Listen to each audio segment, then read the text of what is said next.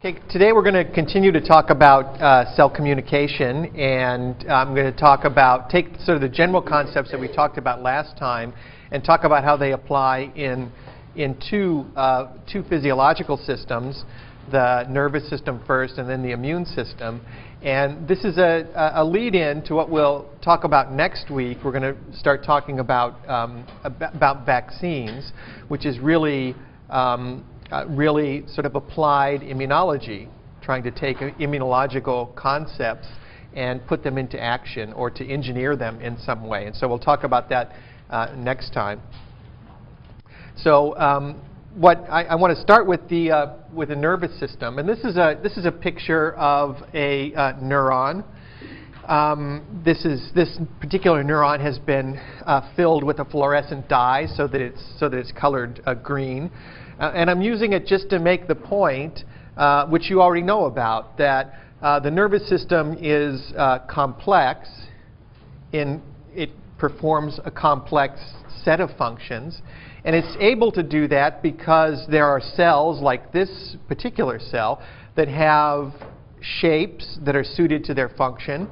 And in this case, the shape is, there's a cell body in the center here. So this is where the nucleus is and where all the transcription, production of proteins take place here. And then around this cell body, there's an elaborate set of processes which extend out from the cell body, and they go in various directions.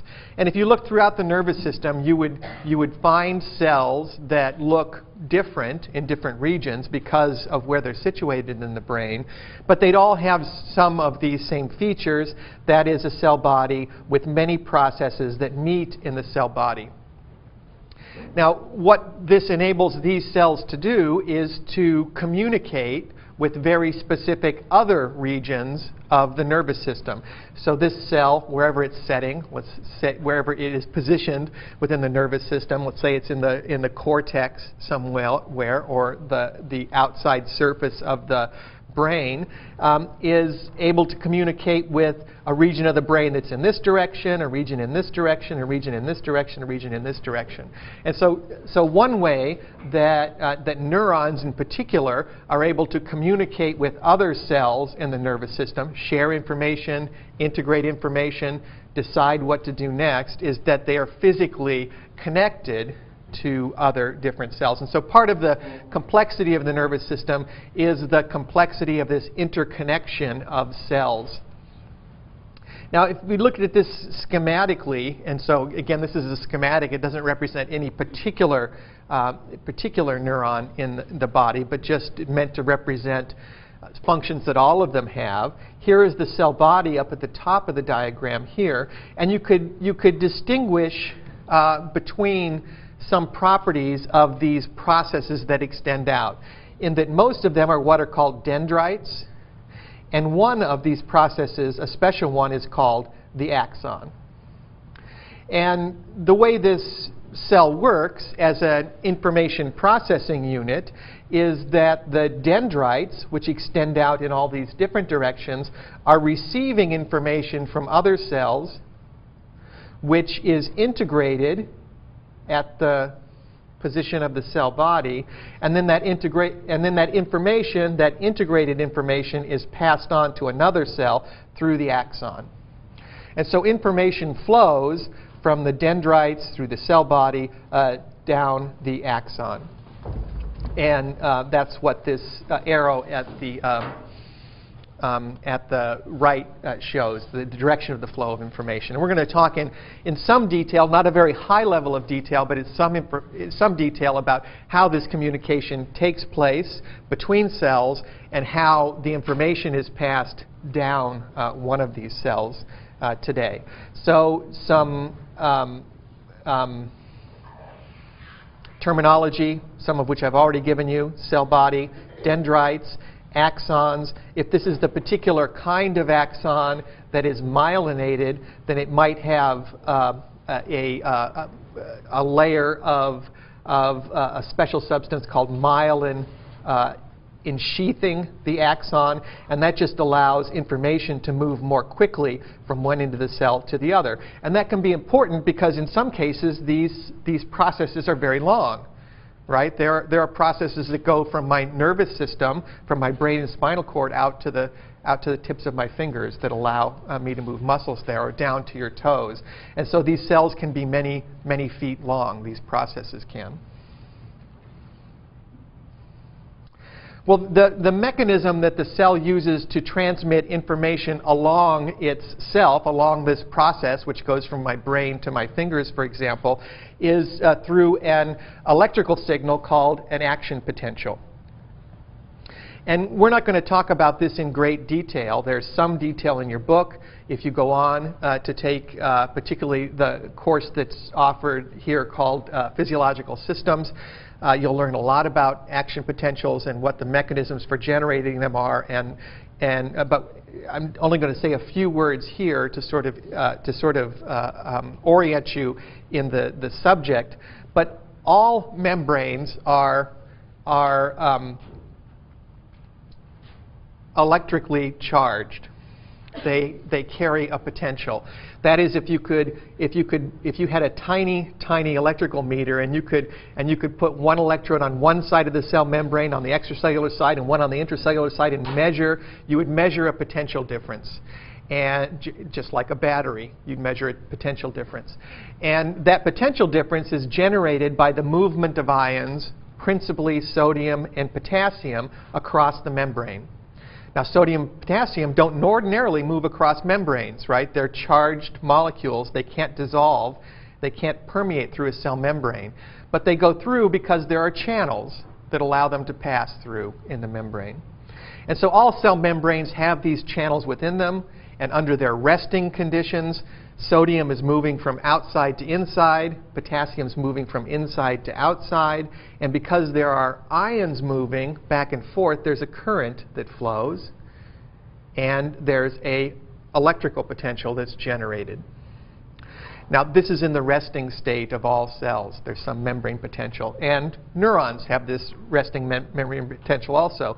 And if you measured it for most cells, it's about between -60 and minus 90 millivolts. And for this particular cell here, it looks like it's about -75 millivolts. So the inside of the cell is a little bit more negative than the outside. Okay. Now, what happens during an action potential is that membrane potential changes very rapidly. And it changes from being negative to being more positive. And that change happens because something gets triggered in the membrane. And what gets triggered is a voltage-gated sodium channel, which is shown here. Now remember, we talked about these last time. Voltage-gated channels are channels that would allow the passage of sodium in this case, but they can exist in two states, a closed state and an open state. And when an action potential is initiated, these ion channels go from their closed state to their open state. When they open, sodium can now pass through. The balance of sodium movement relative to potassium movement changes because there's this resting movement of all these molecules anyway. But that balance changes dramatically when these gated ion channels open. And that results in a dramatic change in the membrane voltage, the potential across the membrane. And that's shown here by this rapid rise in membrane potential. Now, that rapid rise is called depolarization. And the membrane is said to be in a depolarized state because it's less polarized or less negatively charged. Read polarized as negatively charged. It's less negatively charged than it is in its resting state. Okay, so that happens. And if I was looking at a region of membrane that was experiencing an action potential, I would see voltage change in just the way it's shown in this graph here. Now, if that potential changed and it stayed changed forever, then the cell would never go back to its resting state. And that would be, you could have a cell that did that, but that would be a cell that could only send one signal, right? It sends its signal. Its signal is the signal that it sends is this change in voltage. And once it changes, maybe it's all done. That would be a bad design for our nervous system where we want to use cells over and over again. So they're able to recover from this change in potential. And that's shown functionally here. But recovery means that this sodium channel becomes closed again. Now, it's more complicated than that because it's not just sodium channels that are involved. There are potassium channels also. And the interplay between sodium channels opening and potassium channels opening, this is described in some detail in your book. We're not going to talk about those details in the class here. I want you to sort of understand this really at the level that I've described it here. That there's a local change in the membrane. That local change involves opening of channels that allow ions to pass through regions where they couldn't pass through before. That results in a change in voltage. And that voltage moves from one end of the cell to the other. That action potential is initiated here, up in this region. This part of the cell becomes depolarized because it gets the message that it's supposed to depolarize because of all the inputs that impinge on these dendrites. Right? So it's collecting information from all these dendrites under the right series of signals. The cell body integrates all that information, says, time for me to fire an action potential. That happens. The membrane potential changes here. And the change in membrane potential here is so dramatic that it changes the membrane potential here and here and here. And that change of potential flows down the surface of the axon, eventually reaching this output region. So the flow of information is really a flow of electrical potential. And it goes in one direction only. It goes from the region of the cell where the dendrites are down through the axon. We're going to come back and talk about the action potential a little bit more when we talk about how the heart works. Because the heart, when it's contracting, the muscle cells also use action potentials to initiate contraction. Right? And when we measure EKGs, what we're measuring is the activity of all these cells within our heart performing action potentials. Now, in the heart, action potential is moving from one heart muscle cell to another over the surface of the heart. In the brain, action potentials are moving down processes, down a single cell process, for example. So action potentials are used by tissues in different ways to send signals from one cell to another, or from one end of one cell to another end of the cell. Does that make sense? So we'll come back to this in our example in the cardiovascular system when we're talking about the heart, and we'll talk about how to measure the collective group of action potentials using EKGs, and you'll actually get to measure EKGs on each other during section the week we talk about that.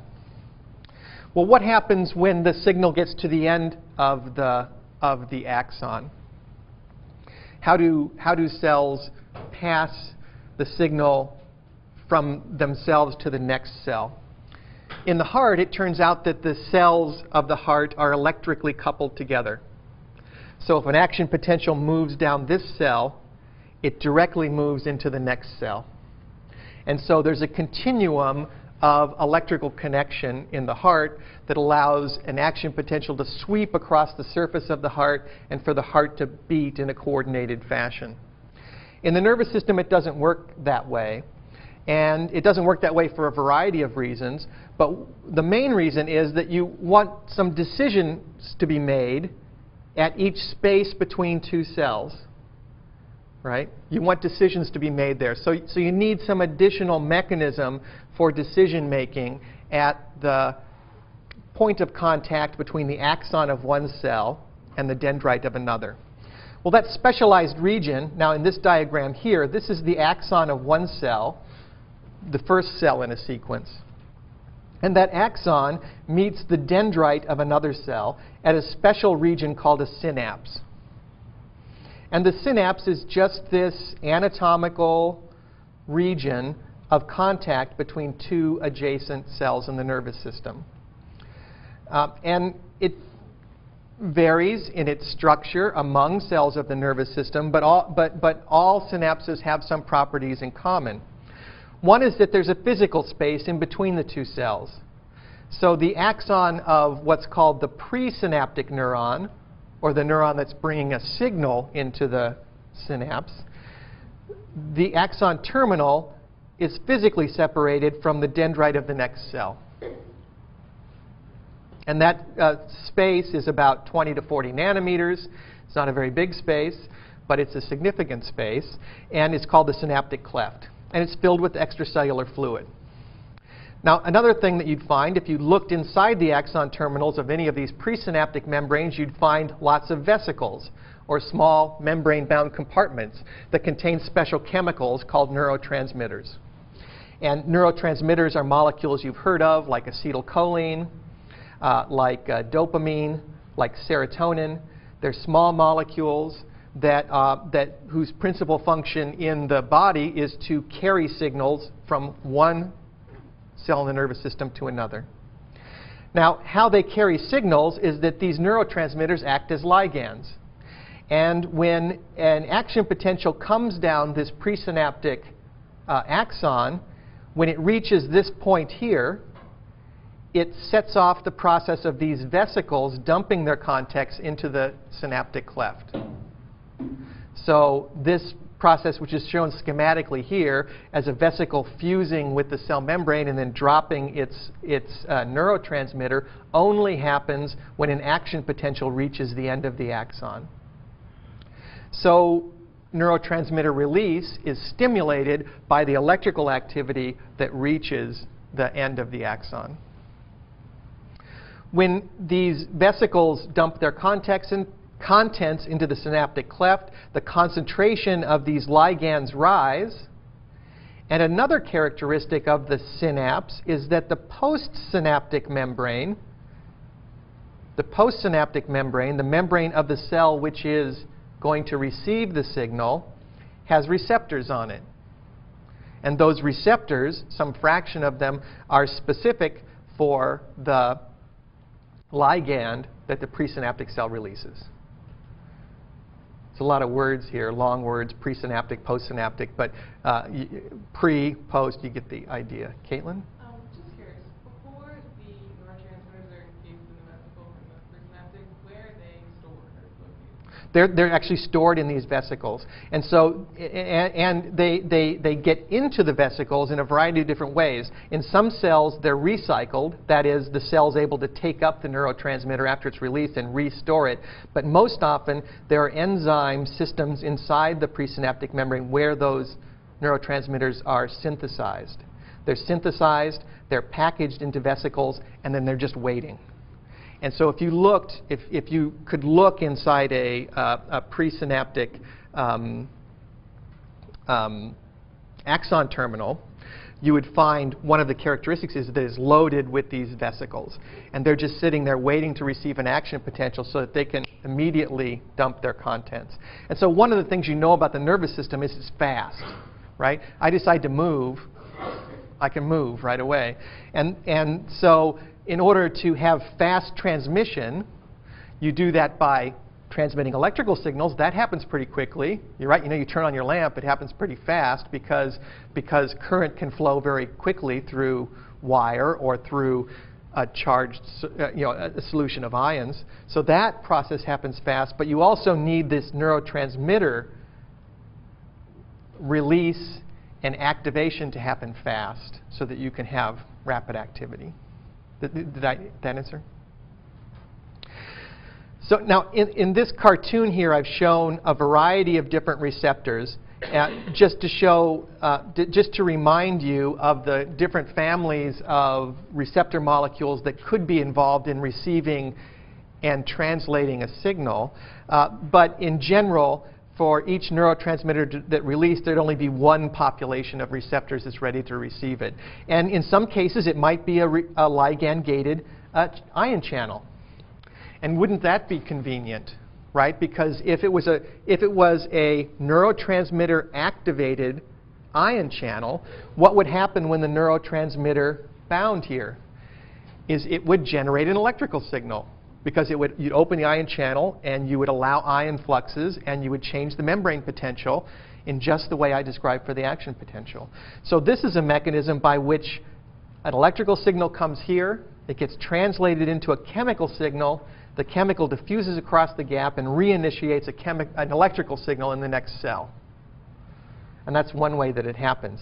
It can also happen in other ways. It could be a G protein coupled receptor, which we talked about last time, which indirectly activates another ion channel to start the electrical signal. So why do this? Well, one reason to do this is because on each postsynaptic neuron, there might be many axons coming together at once. And each one might be generating a different kind of signal, right, through maybe even different neurotransmitters. And so because this postsynaptic neuron is going to be receiving different signals from different cells, its decision about what to do next, and the what to do next is either create an action potential or not create an action potential. So it makes a binary decision. Either I create an action potential or I don't.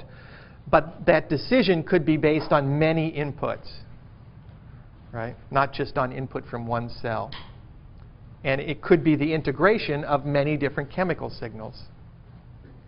And because of that, because they're not directly wired together, but because there are decisions and integrations occurring at each junction, the potential operation of the nervous system becomes diverse.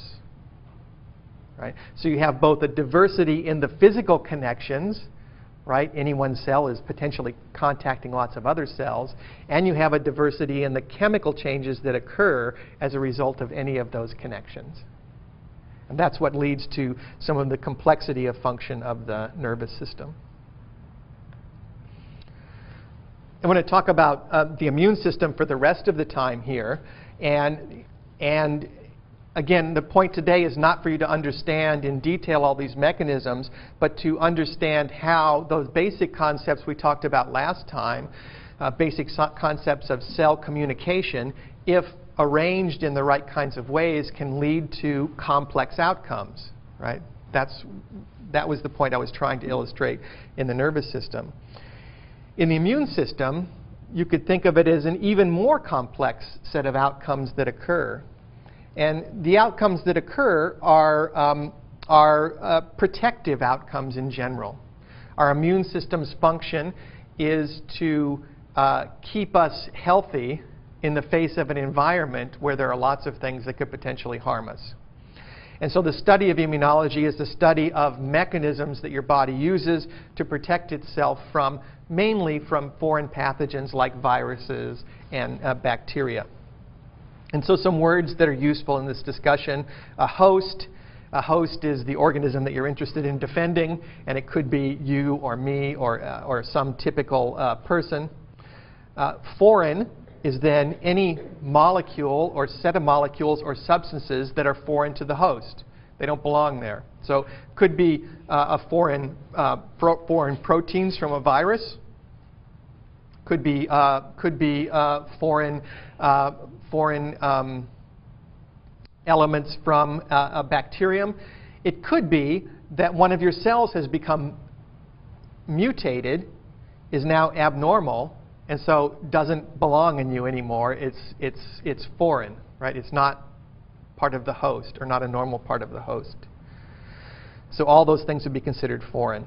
And we're going to use this special word antigen.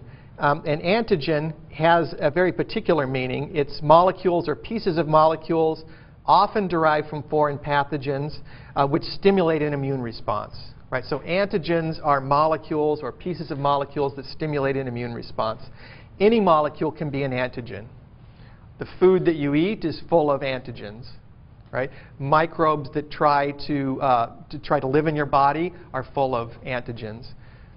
Pieces of your own cells are antigens as well. They're just antigens that belong to you, and so you don't normally mount an immune response to antigens that are part of you. And we'll talk about how that happens a little bit as we go through here.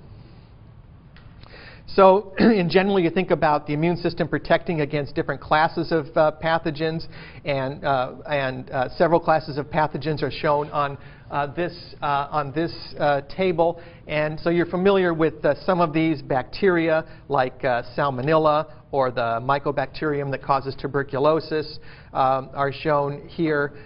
Viruses, you know about viruses. Variola, we're going to talk about next week, which causes smallpox. Influenza, flu, which causes the flu, and HIV, of course, which cause AIDS, are some examples. Fungi, which don't often cause infections in people with healthy immune systems, but can under some circumstances, and can be tremendous problems in patients that have weakened immune systems. And parasitic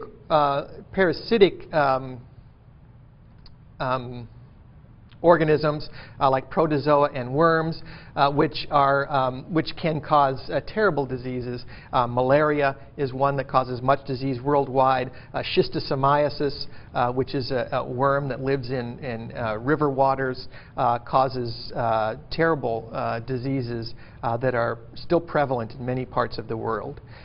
So just an introduction to the classes of potential foreign invaders that our immune system tries to defend us against. And because it's working to defend us against many different kinds of potential assaults, the immune system has a diverse repertoire of responses that it uses in the face of these assaults. And so one kind of response is called the innate response. And innate means that it's present from the beginning, right? So this is an immune response that doesn't have to be activated. And we're used to thinking about immune responses that have to be activated, right? You get a vaccine for chickenpox, it gets injected, and sometime later you're going to be protected against it, right? Or you get a cold, right? The cold virus takes hold, the viruses start replicating inside of you, and it takes some time for immune system to gear up to eliminate it. Right? So we're used to thinking about responses that take some time. But innate responses are there from the very beginning. And they can fight against foreign pathogens immediately. And it's mainly, these functions are mainly performed by a set of cells called macrophages, neutrophils, and natural killer cells, which are circulating throughout your body all the time, ready to destroy anything that they recognize as not part of you. So that's the innate response. We're not really going to say much about that here. There's a little bit about it in the book, and if you go on to study immunology, you'll learn that this is one of the most important and rapidly evolving areas of the study of immunology. And in fact, the people who have been most important in understanding how the innate immune system works are people here at Yale. The immune system that we're used to thinking about is called the adaptive immune system. The adaptive immune system. And the adaptive immune system does just that. It changes or adapts in response to an insult or a threat. And so this is the kind of immune response that gets activated only when it's needed. And then it will stay activated for some period of time and eventually disappear again. And there are two types of adaptive immune responses, and they're called humoral immune responses, and humoral comes from the term humors, and it used to be that we thought about disease as being caused by the balance of humors in our blood. You could have good humors and you could have bad humors, and if those humors, whatever they are, got out of balance, then you got sick if you had too many bad ones compared to good ones. And so humoral refers to immunity in the blood, and it's immunity that's in the blood in the form of antibodies. And we're going to talk a lot about antibodies over the next week or so, but antibodies are specialized proteins that, as you know, are designed to bind to antigens or foreign molecules inside the body. I'll say more about that in a minute. But the humoral immune response involves antibody production, and antibodies are made by a subset of cells called B cells. B cells. Okay. The other part of the adaptive immune system is the cell-mediated immune system, and this is an immune system that doesn't involve antibodies, but involves cells that are activated in response to a foreign antigen and that utilize cellular means to get rid of it. And usually the cellular means that they get rid of is that instead of an antibody being produced, you activate a population of cells that will specifically go and hunt down the foreign antigen, or more commonly, cells that contain the foreign antigen. Now, why do you need a cell-mediated immune response if you have an antibody response? We'll talk about that in a few minutes. But one of the reasons why you'll see why cell-mediated responses are important is because antigens can appear in your body in different ways. And the way that they appear in your body tells the immune system something about where they came from. And we'll learn more about that in a moment. But basically, it allows the immune system to distinguish between viral and bacterial pathogens and respond appropriately depending on the type of pathogen that's there. So the main effector cells in cell-mediated immunity, the cells that do the main business, are called T cells. Now, T cells are also involved in humoral immunity, but they're not the end result. Right? The end result in humoral immunity is B cells producing antibodies. The end result, or the molecules that carry out the function in cell-mediated immunity, are T cells, let me talk about different types of T cells in a moment, but either cells that are called CD4 positive cells or CD8 positive cells. So why do you have these different kinds of responses? And the reason is that because of the ways that different microorganisms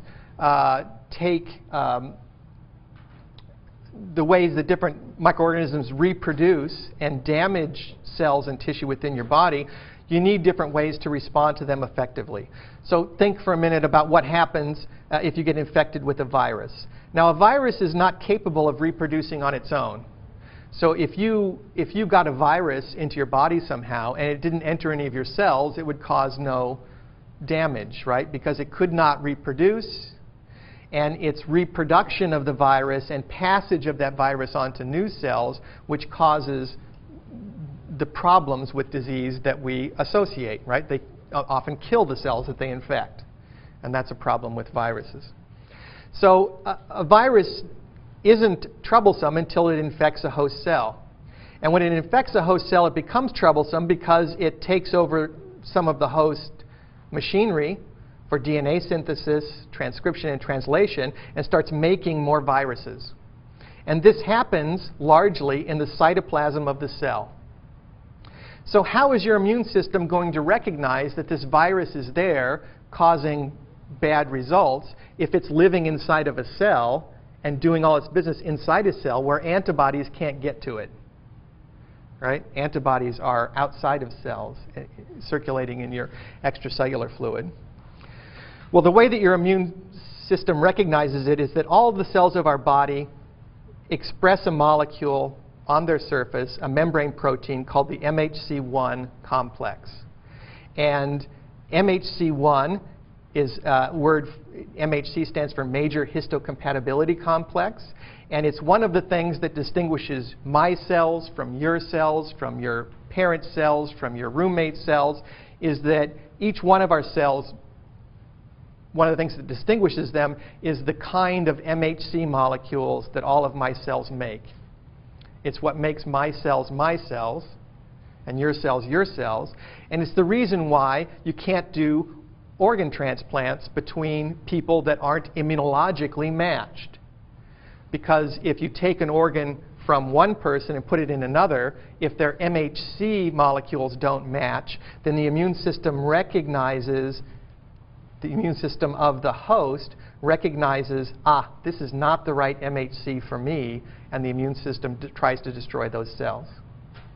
So one of the functions of MHC is to indicate which cells belong inside your body, which cells don't. The other thing that it does is that when a virus is inside these cells making its proteins, some of those proteins get processed or digested into small fragments that are themselves antigens. And those antigens get expressed together with MHC1. So one of the other things that MHC1 does, in addition to marking your cells as your own, is that it's capable of making combinations with all the different molecules that are present inside the cell and expressing them on the surface and sort of showing them to the outside world. Right? And it's showing them to the outside world in combination with MHC1. And the immune system, some cells of the immune system, in particular this class of T cells called CD8 cells, have receptors which recognize MHC1. And they're capable of recognizing MHC1 together with foreign antigens. And when these CD8 T cells see your MHC1 together with an antigen that doesn't belong in you, it creates an immune response. And the immune response is directed at killing this cell. And the notion is, if there's something foreign that's being produced inside this cell, then that cell must have been corrupted in some way and it has to be gotten rid of. It could have been corrupted because a virus was inside of it, so it was making foreign proteins. And that's making the cell look foreign because some of that foreign protein is on the surface with MHC1. It could be foreign because it's become malignant. Maybe it got mutated and it's making the wrong kinds of proteins, right? Cancer cells often do that. And so those wrong proteins get presented on MHC1 and your immune system can kill the cell because it's a tumor cell, right? So this is a way for the immune system to recognize things that are going wrong inside a cell, protected from antibodies. Other kinds of microorganisms reproduce and cause tissue damage in a different way. If you get bacteria under your skin, right? If you get a cut and somehow that cut gets, bacteria gets inside there, the bacteria can reproduce on their own, right? They're fully functional organisms that can reproduce on their own. And they can start growing outside of any cell, and that's what they do. They live extracellularly. Well, your innate immune system tries to get rid of them. The innate immune system, composed of neutrophils and macrophages, these are cells that are crawling around your body all the time, ready to eat bacteria. And when they do that, they can actually engulf the bacteria in a process called phagocytosis and break the bacteria down into antigens. And then those antigens get expressed with MHC, just like they did in all the other cells inside the host. But particular cells of the innate immune system have a different kind of MHC, called MHC2. And when T cells recognize a foreign antigen that's combined with MHC2, they know that that antigen must have come from one of these professional phagocytic cells digesting bacteria or some other extracellular invader. Right. And because this antigen gets expressed in the context of MHC2, your immune system responds differently. Now, there's a lot of words here, right? I mean, there's a lot of words, there's a lot of abbreviations, there's a lot of players, and the details are not particularly important to us. Some of them are in your book, and I hope you read about them because it's really interesting. But the main points are that, for us here, that this is a very elaborate form of cell communication that has the same essential characteristics that we talked about last time, in that there are receptors that are presenting signals which now other cells receive. Those receptors are more complicated than the ones we thought about before. The ligands are more complicated than the ones we thought about before. And the reason for that complexity is because your immune system needs to be able to respond to all the potential foreign invaders that we could encounter. It's not just a limited number of things that might happen. Right? And so it's evolved these sort of mechanisms in order to allow it to respond to a wide variety of potential molecules, and to respond in the same way in a coordinated way that somehow knows where those foreign molecules came from, and importantly is able to distinguish foreign molecules from your own molecules. Right? So read about this, but please don't worry about all of the details, because the details aren't so important for what we're going to talk about. And he says that, and then he shows an even more detailed picture. What I want to show you on this slide is just the simple part of it. I talked last time about on the last slide about MHC1. So this is a cell that's infected with a microorganism. It's infected with a virus. Let's say it's infected with influenza virus. So that virus is reproducing inside cells of your respiratory tract. You've got the flu, you've got influenza in your upper respiratory tract. Your cells are making more influenza. That gets presented in the context of MHC1 on cells within your body. And immune cells recognize it. And they recognize it by a very special form of receptor-ligand interaction, where the ligand is MHC1 with the foreign antigen, and the receptor is a receptor called the T-cell receptor complex. T-cell receptor complex is able to recognize on one population of T cells, able to recognize MHC1 together with foreign peptides. On another type of T cell, able to recognize MHC2 with other types of foreign antigens. What happens when that recognition takes place is that your immune system gets activated. And the activation that happens usually involves two things. It involves proliferation, which we talked about last week. So when the right signal is received, right, the right T cell finds your host cell with a foreign virus in it. The first thing that happens is that this T cell becomes activated and it starts reproducing, making more copies of itself. So reproduction, proliferation, cell growth happens. And then those cells become more differentiated. They become more mature. And they mature into, in this case, they mature into cytotoxic cells. They mature, and cytotoxic means cytocell, toxic killing. They mature into cells that are capable of killing other cells. But you don't want to generate a lot of cells that just start killing every cell inside your body, right? So here's where the intelligence of the immune system comes in, is that these cytotoxic T cells that are generated only kill cells that have this signal on it. They only kill cells that have the signal which stimulated them, right? So they don't start killing all the cells in your respiratory system. They only kill the cells that are harboring the virus. They know that these cells are harboring the virus because those cells have foreign antigens on their MHC1. Does that make sense? In the same way, cells get activated, but these are different cells. These are T helper cells that get activated by MHC2. Helper cells don't become cytotoxic cells, but they help B cells become antibody-producing cells. So this kind of recognition leads to an effect. What's the effect? Cell killing. This kind of recognition leads to another effect. What's the effect?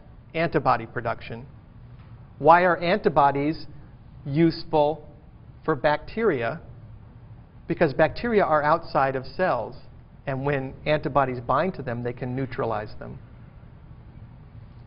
They can't always neutralize viruses because the viruses are predominantly inside cells, right?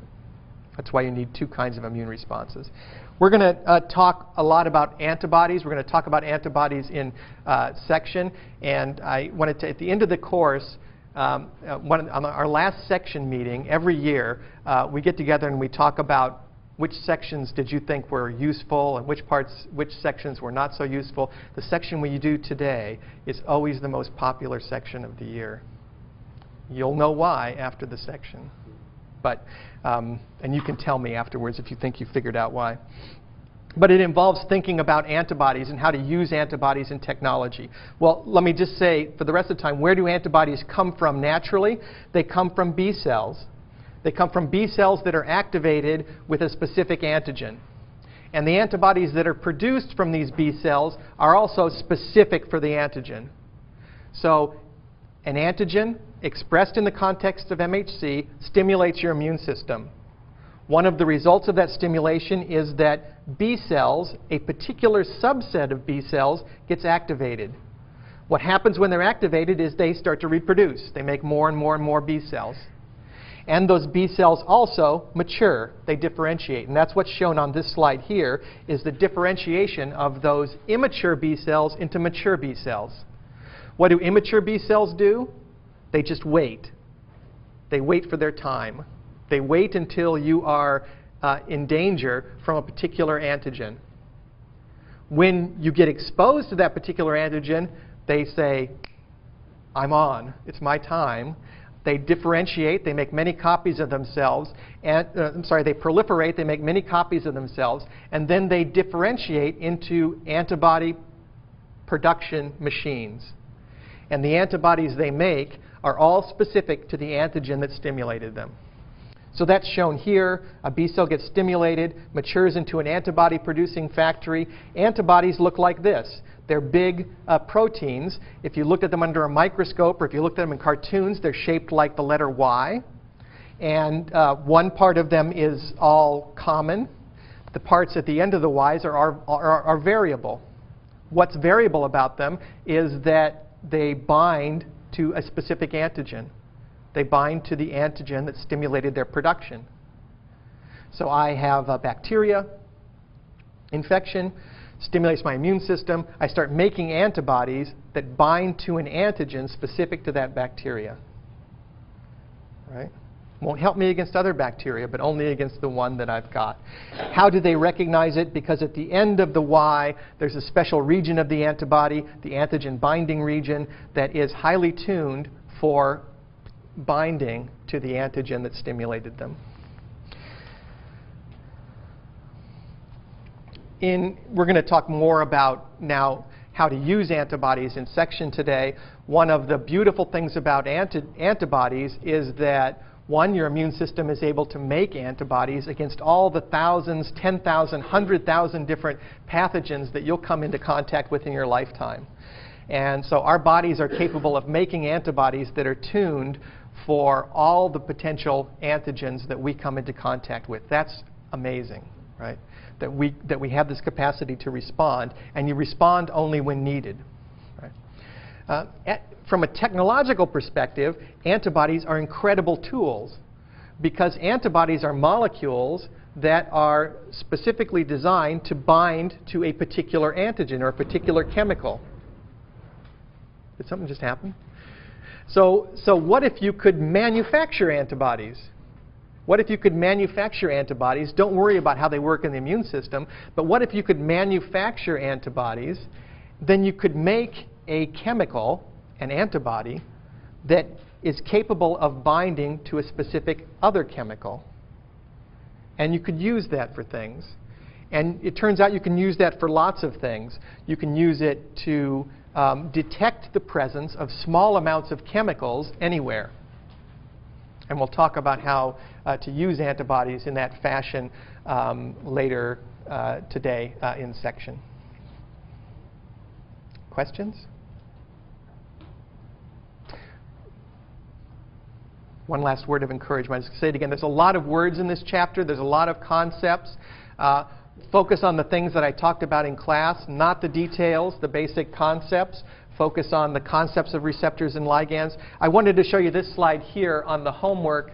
I realized that this thinking about antigen-antibody combinations and the mathematics of how strongly an antibody binds to a specific antigen is maybe something that's new to you.